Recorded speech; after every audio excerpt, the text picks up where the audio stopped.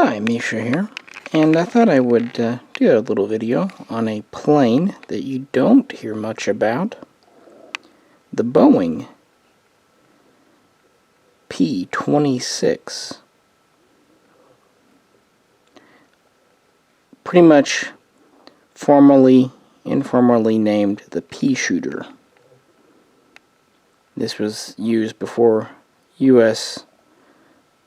aircraft had official names. That didn't come into vogue until 1941, I believe.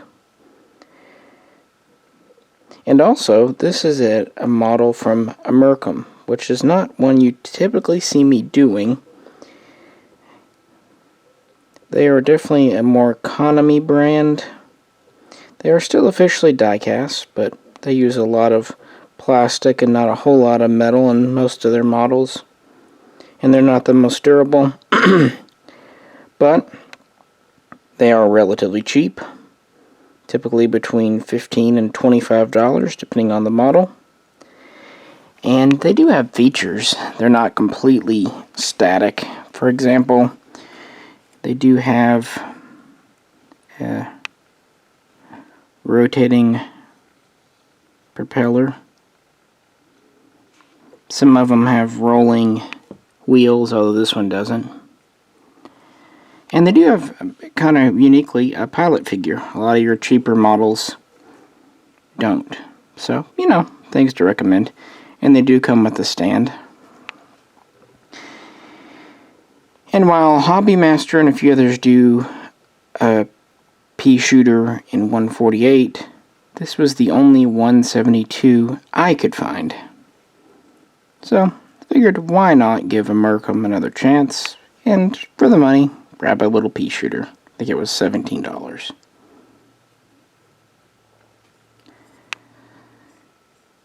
This is one of those planes that more or less got lost to history because it came in between World War I and World War II. In 1931, the U.S. Army Air Corps wanted a new pursuit plane, a fighter basically, single engine, higher top speed than older designs, and so a competition was held. And in September of that year, 1931, Boeing started work on what it referred to internally as the Model 248.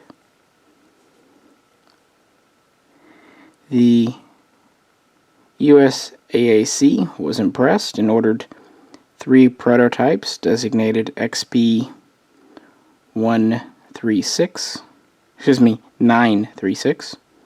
My phone just rang, so distracted me for a sec. And the first of these was built quite quickly over the winter and flew on March 20th of 1932. And it would go into competition and quickly be adopted later that year, and then be put into production in 1933. And the first Air Corps squads would start to receive these in December, and then full deliveries would be, commencing throughout 1934 and 1935. So what do we have? Well, today this is a very unassuming plane, but for its day and time, it was relatively advanced. It was the first metal, or predominantly, pretty much all metal, pursuit plane in the Air Corps. It's also their first monoplane.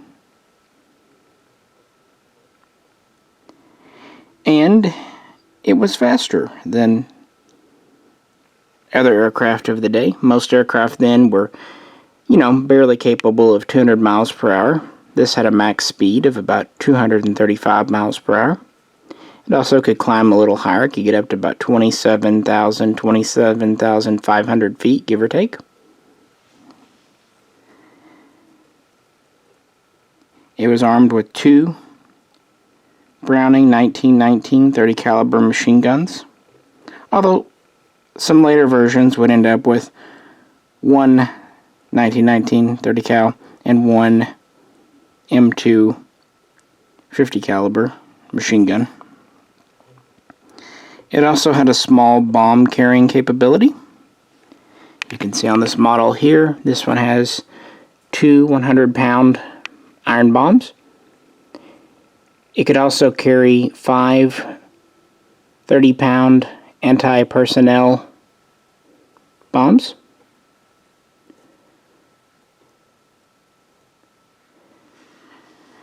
So for its day, it was respectably, if average, well armed and had a respectable speed.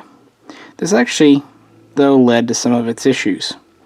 For its time, it actually had a very high takeoff and landing speed, which led to several accidents. You'll also note that it does not have a cockpit, or a canopy, I should say. It's open, with just a windscreen. Has a very conventional 2-blade propeller. It has fixed landing gear. Very World War I style there.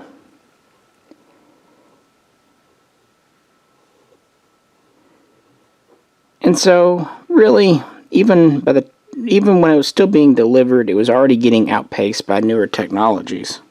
To be fair, around the same time, the British adopted the Bulldog, which was still a biplane. So being a monoplane was pretty forward-thinking.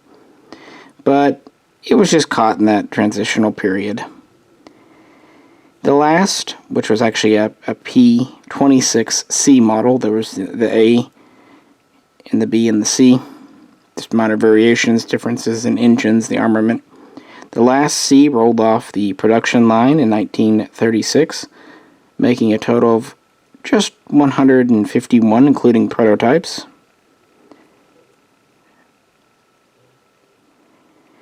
And already by this time, newer designs were being tested in the Air Corps. And by 1938, 1939, these are being taken out of frontline service stateside. They were redeployed overseas in places like the Philippines. Also, many were sent to Hawaii, which was still a territory back then.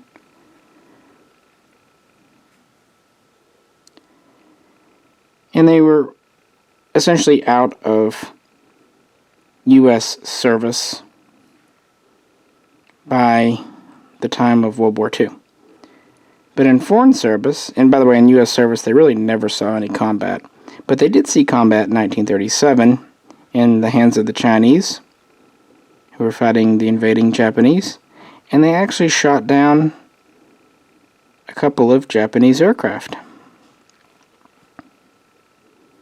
Probably more attributable to the skill of the Chinese pilots than the planes themselves, but they were adequate. They were also quite popular in the Philippines, who would receive 28 or so of them in the late 30s, early 40s. And right after Pearl Harbor, December 1941, the Philippines would use several of their Peashooters to shoot down several Japanese planes.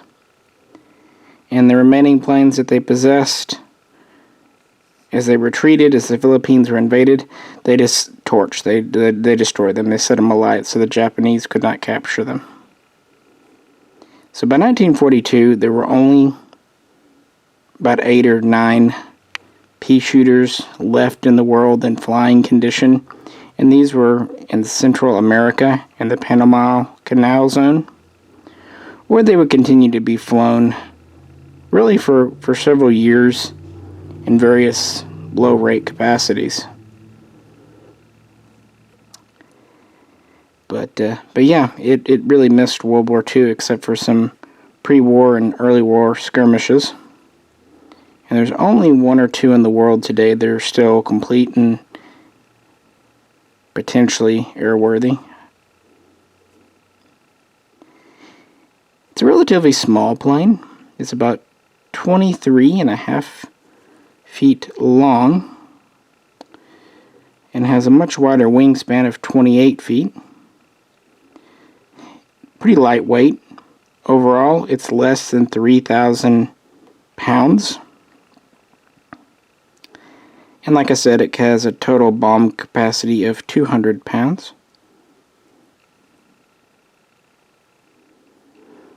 But yeah, not a whole lot to say about Boeing's Peashooter, except for this was kind of the last of the Boeing fighters. Almost the first and the last. And you know, after this, you just don't see many Boeing fighters. It's kind of become known as a passenger and a bomber company. That's where they found their niche. So for that alone, it's kind of neat to have a Boeing in the fighter collection. And I have to say, for the money, this Amercom model is relatively light. It does have some metal, but I like it. The propeller and pilot figure kind of put it over the edge for me.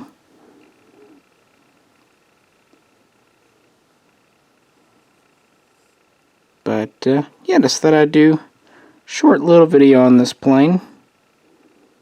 Just for fun. Sometimes it's nice to bring out the unknown planes. I mean, I'd like to cover the popular ones like the Tomcat or the F-15 or the A-10, but hey, it's a Peashooter. Nothing else that has a fun name. Alrighty guys, I appreciate you staying with me. Any comments, please feel free to put them below. And if you could, as always, like, share, and subscribe. This is Misha, and I'll catch you very soon next time.